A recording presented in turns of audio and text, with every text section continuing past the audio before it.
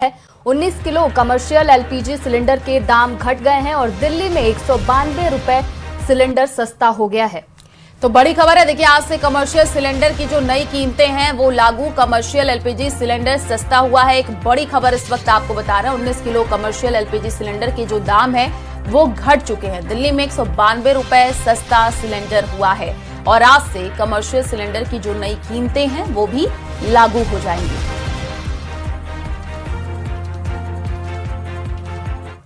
और इसी बीच जयपुर से एक बड़ी खबर है, जहां पर टंकी से नीचे उतरे हैं तीनों छात्र। जी हां, सरकार से बातचीत के बाद टंकी से छात्र नीचे उतर आए हैं।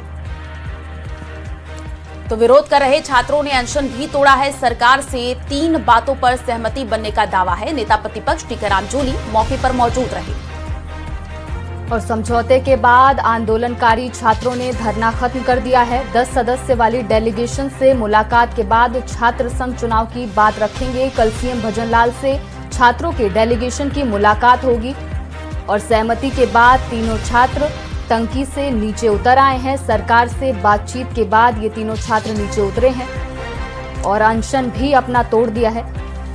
तो सरकार से 3 बातों पर सहमति बनने का दावा किया जा रहा है, जहां पर नेता प्रतिपक्ष टीकाराम जूली भी मौके पर मौजूद रहे। उस दौरान की तस्वीरें आपको स्क्रीन पर दिखा रहे हैं, जब समझौता हुआ है और समझौते के बाद आंदोलनकारी छात्रों ने जो धरना है वो खत्म कर दिया है। 10 सदस्य डेलीगेशन से मुलाकात करके छात्र संघ चुनाव की जो बात है वो रखेंगे और जानकारी ये भी है कि कल सीएम भजनलाल से छात्रों के डेलीगेशन की एक मुलाकात भी होने जा रही है। मैं ये कहना चाहूंगा, इस सरकार को गुमराह नहीं करना चाहिए। जो चुनाव बंद हुए वो बंद नहीं हुए थे, पोस्टपोन्ड हुए थे हमारे समय में, क्योंकि आचार संहिता एकदम लग गई थी और 1-1.5 महीना ही उसमें बाकी था। ऐसी स्थिति के अंदर उस समय चुनाव नहीं हो सकते थे, ऐसी रिपोर्ट थी। उसके आधार पर चुनाव नहीं करा पाए। लेकिन चुनाव शुरू भी कांग्रेस ने किए थे, बीच में बंद हो गए, उसके बाद भी कांग्रेस ने इनको वापस शुरू किया। ये गवर्नमेंट सिर्फ और सिर्फ गुमराह कर रही है, छात्रों की आवाज को दबाया जा रहा है। आज राजस्थान की विधानसभा के अंदर दर्जनों एमएलए ऐसे हैं जो छात्र राजनीति से निकले हैं, यूनिवर्सिटी चुनाव लड़के निकले हैं। तो आज वो ज्यादा बात युवाओं की विधानसभा के अंदर रख सकते हैं। तो एक युवाओं को जो वहाँ पे अपनी बात रखने का मौका मिलता है, युवा जो छात्र हैं वो युवा राजनीति के अंदर आते हैं। छात्र राजनीति के अंदर भी जो बच्चों की आवाज है उसको मजबूती से रखते हैं। कॉलेज के अंदर, यूनिवर्सिटी के अंदर वो अपनी बात को मजबूती से रखते हैं। हालांकि हमने कल से कुछ नहीं खाया था, आज सुबह 11:30 बजे घोषणा करी है। हम संतुष्ट हैं, इसलिए हमने आमरण अनशन तोड़ा है और आगे जब जरूरत पड़ गई लड़ाई लड़ने की तो इसी से भी क्रांतिकारी तरीके से और मजबूती से लड़ाई लड़ेंगे। राजस्थान में पंचायत और निकाय चुनाव की सरगर्मियां अब तेज होने लगी हैं। बीजेपी और कांग्रेस के बाद अब बसपा भी पूरी ताकत से चुनावी मैदान में उतरने की तैयारी में है। तो देखिए, एक तरफ बीजेपी संगठन के दम पर जीत का रोड मैप तैयार कर रही है, तो दूसरी ओर बसपा खुद को तीसरे मजबूत विकल्प के तौर पर पेश करने की कवायद में जुट गई है। यानी इस बार मुकाबला सिर्फ 2 दलों के बीच नहीं है, बल्कि कई मोर्चों पर सियासी लड़ाई देखने को मिल सकती है। देखिए ये रिपोर्ट।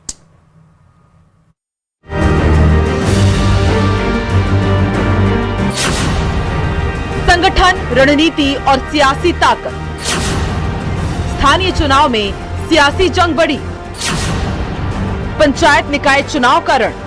बीजेपी पंचायत और निकाय चुनाव को सिर्फ स्थानीय चुनाव नहीं बल्कि साल 2028 के विधानसभा चुनाव का पहला बड़ा राजनीतिक टेस्ट मान रही है। इसी रणनीति के तहत पार्टी ने चुनाव संचालन समिति के संभाग प्रभारियों की नियुक्ति कर दी। अगस्त के पहले सप्ताह में प्रदेश स्तरीय बैठक होगी।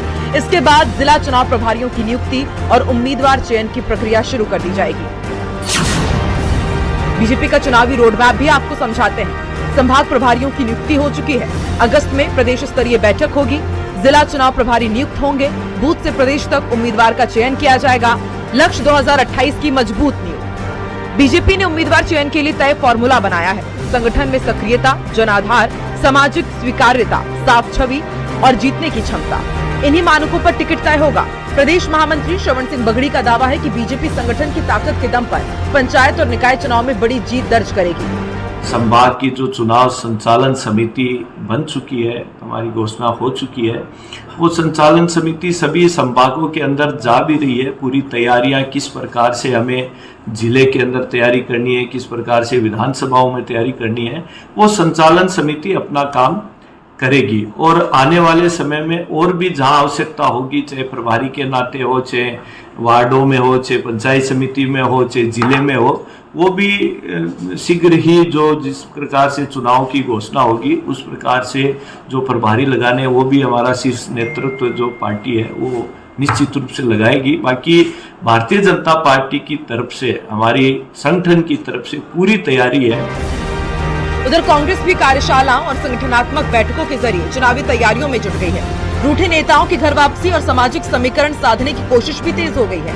यानी दोनों बड़े दल अपने अपने संगठन को चुनावी मोड में ला चुके हैं। लेकिन अब इस मुकाबले में तीसरे मोर्चे की भी एंट्री हो रही है। बहुजन समाज पार्टी ने भी पंचायत और निकाय चुनाव में पूरी ताकत झोंकने का ऐलान कर दिया है। 23 अगस्त को जयपुर के बिरला सभागार में कार्यकर्ता महासम्मेलन होगा, जिसमें बसपा के राष्ट्रीय संयोजक आकाश आनंद कार्यकर्ताओं को चुनावी मंत्र देंगे। चुनाव की तैयारी में अच्छी बात है कि हम लोगों ने बिरला ऑडिटोरियम में हमारी पार्टी के जो नेशनल कोऑर्डिनेटर हैं आदरणीय आकाश आनंद जी, उनका एक कार्यकर्ता महासम्मेलन 23 अगस्त को जयपुर में रखा हुआ है और हमें भरोसा है कि उस कार्यक्रम का भी हमें फायदा मिलेगा। तो बहुजन समाज पार्टी पूरी मजबूती के साथ पंचायत और निकाय का चुनाव लड़ेगी और अच्छा रिजल्ट लेके आएगी।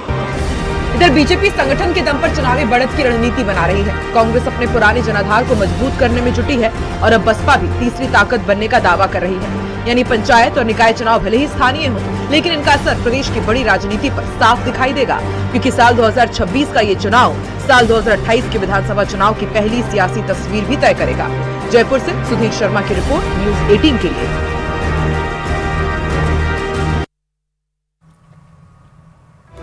और एएनटीएफ की राजस्थान, मध्य प्रदेश, गुजरात में कार्रवाई हुई है। 25-25 हजार रुपए के 3 इनामी तस्कर गिरफ्तार हुए हैं। ऑपरेशन एम कैट बुआ के तहत तस्कर राहुल सिंह को गिरफ्तार किया गया है। वहीं भीलवाड़ा पुलिस ने 25,000 रुपए का इनाम घोषित कर रखा था। 1 महीने से फरार चल रहा था और राहुल को सवाई माधोपुर से गिरफ्तार किया गया है।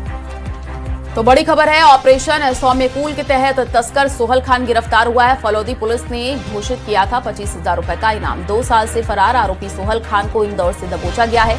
ऑपरेशन गुंज संठार के तहत तस्कर ठाकर रमणलाल गिरफ्तार हुआ है। वहीं दौसा पुलिस ने इस पर 25,000 रुपए का इनाम घोषित कर रखा था और 1 साल से आरोपी रमणलाल गुजरात के पाटन से गिरफ्तार हुआ है। 1 साल से फरार चल रहा था। एएनटीएफ के आईजी विकास कुमार ने ये पूरी जानकारी दी है।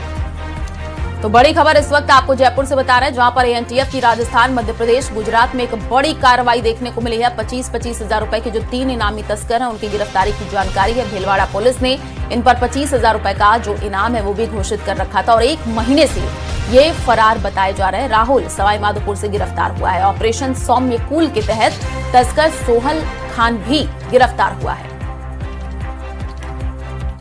राज्यों राजस्थान, मध्य प्रदेश और गुजरात में एएनटीएफ ने 3 लगातार धमाके करके 75,000 रुपए के इनामी 3 बड़े तस्करों को दबोचने में एक साथ सफलता अर्जित की है।